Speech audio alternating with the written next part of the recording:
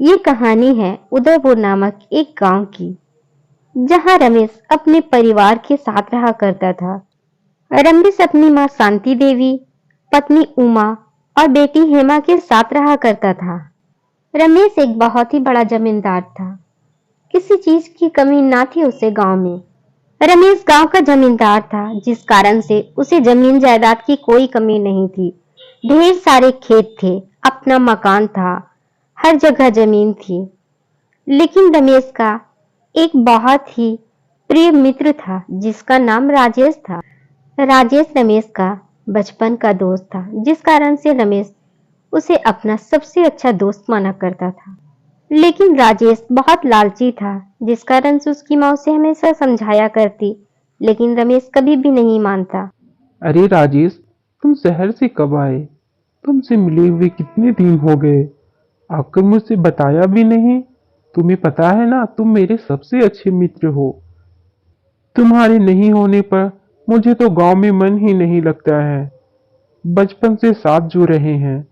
और कहो, क्या चल रहा है? कैसा लगा शहर तुम्हें? अरे यार रमेश, मैं तो तुम्हारे पास ही जा रहा था। कल रात को ही शहर से आया हूँ। तुमसे बहुत जरूरी बात करनी थी।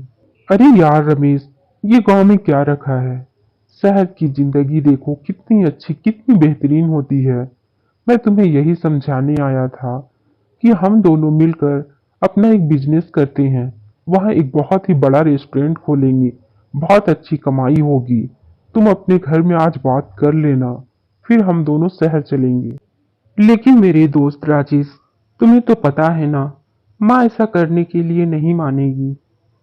हम लोग गांव में रहे हैं और अचानक से सब कुछ बेचकर शहर में जाना, ये सही नहीं होगा। फिर भी मैं तुम्हारे लिए माँ से बात करता हूँ। इतना कहकर रमेश अपनी माँ और पत्नी से बात करने के लिए घर चला आता है। रमेश को समझ नहीं आ रहा था क्या कहे। फिर भी वह किसी तरह माँ को सारी बातें बताता है और सब कुछ बेचकर शहर जाने के लिए कहता है। अरे माँ, ये गांव में क्या रखा है? शहर चलते हैं ना।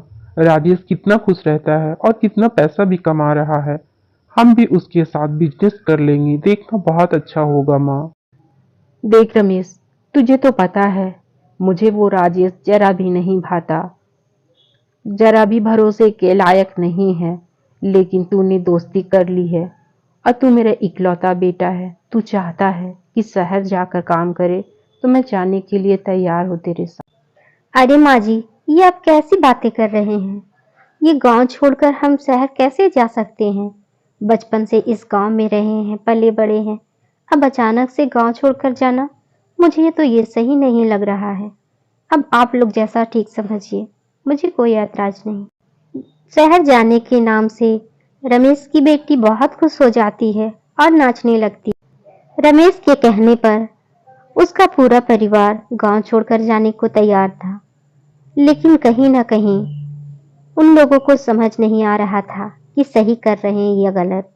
फिर भी वे लोग शहर चले जाते हैं। अरे वाह, हम लोग शहर आ गए। ये घर कितना सुंदर है। हम सब अब यहीं रहेंगे। मुझे यहाँ बहुत अच्छा लगता है। गांव से भी ज्यादा अच्छा मुझे शहर में लगता है। रमेश अपना सारा जमीन और खेत बेचकर गांव में ही अपना एक घर खरीद लेता है और वहीं अपने परिवार के साथ शिफ्ट हो जाता है। बेटी हेमा तो बहुत खुश थी, लेकिन रमेश और उसका परिवार मन ही मन बहुत उदास थे कि वो सही कर रहे हैं या गलत। इसी तरह कुछ दिन बीत जाता है। सभी लोग एक साथ खाना खा रहे होते हैं। उमा खाना बहुत ही अच्छा और स्वादिष्ट बनाया करती थी। उसका खाना खाकर सभी लोग बहुत तारीफ भी किया करते थे। इसी तरह कुछ दिन बीत जाते हैं और रमेश राजेश के साथ एक बहुत ही बड़ा रेस्टोरेंट खोल लेता है। देखा रमेश, मैंने कहा था ना तुझसे, शहर में आके एक बहुत बड़ा रेस्टोरेंट खोल लेते हैं। आज हमारा सपना पूरा हो गया ना। गांव में रहकर ये कर पाते क्या? बहुत अच्छा किया तुमने वहां की जमीन और खेती बेचकर।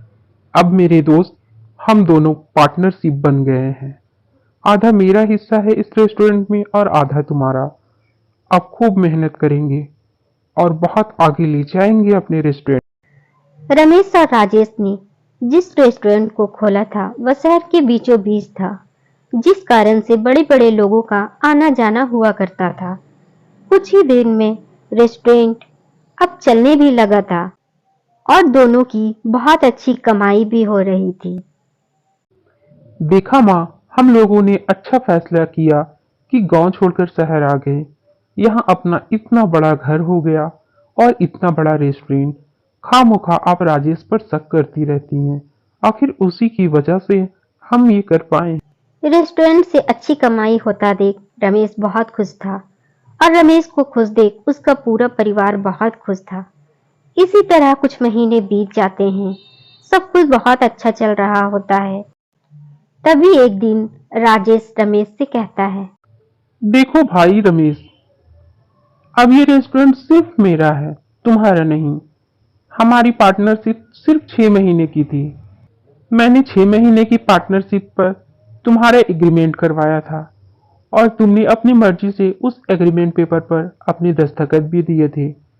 इस हिसाब से अब ये रेस्टोरेंट सिर्फ मेरा है, तुम्हारा कुछ भी नहीं। इसका सबूत है मेरे पास। अब इस रेस्टोरेंट में आने की कोई जरूरत नहीं है तुम्हें। राजेश की ये बात सुन रमेश बहुत घबरा जाता है और राजेश से कहता है, अरे राजेश, मेरे दोस्त, मेरे मित्र, तुम ये कैसी बातें कर रहे हो? कह दो कि तुम मजाक कर रहे हो। मुझे ये मजाक बिल्कुल नहीं पसंद मेरे दोस्त।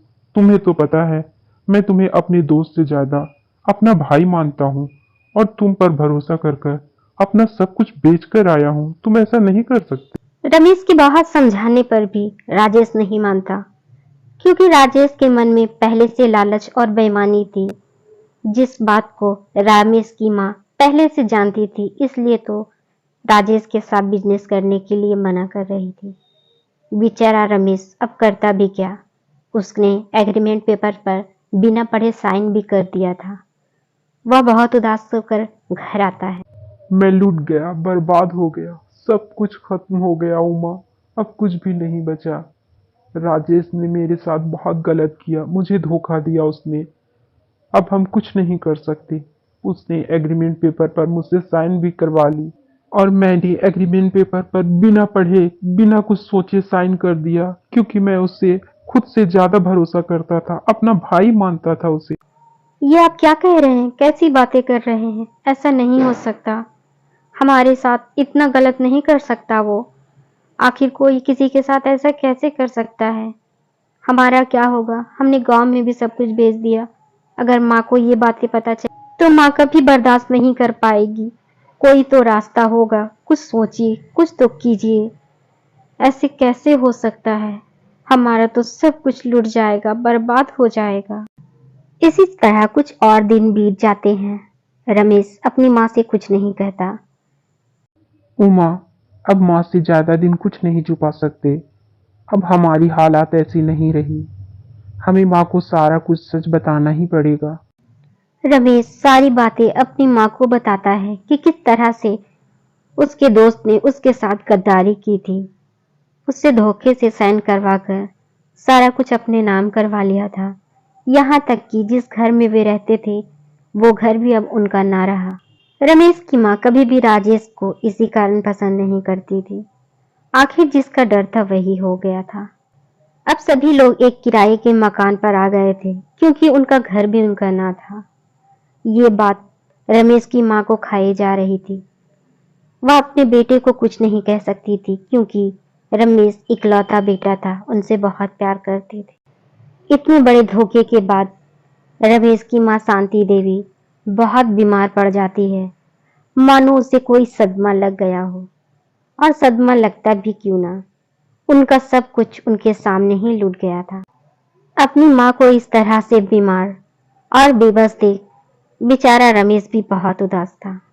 वह अपनी माँ को डॉक्टर के पास ले जाता है और देखो, तुम्हारी माँ को बहुत ही गहरा सदमा लगा है। जब तक वे सदमे से बाहर नहीं निकलती, मैं कुछ नहीं कर सकता। जितना हो सके उन्हें खुश रखने की कोशिश करो। रमेश के पास जितने भी पैसे थे उसने माँ के इलाज में लगा दिए, लेकिन कोई फायदा नहीं हुआ। माँ ठीक होने का नाम ही नहीं ले रही थी। आखिर जिसका डर था वही हुआ। एक दिन माँ चल बसी। माँ के गुजर जाने के बाद रमेश का परिवार और भी अकेला हो गया। अब दोनों पति पत्नी ही एक दूसरे का सहारा थे। देखिए जी, इस तरह हाथ पर हाथ रखकर बैठने से कुछ नहीं होगा। हमारा सब कुछ खत्म हो चुका है। अब मैं सोच रही हूँ हम अपना खुद का एक ढाबा खोल। लेकिन उमा, हमारे पास इतने पैसे कहाँ हैं कि हम कुछ कर सके। तुम्हारा आइडिया तो वाकई बहुत काम का है।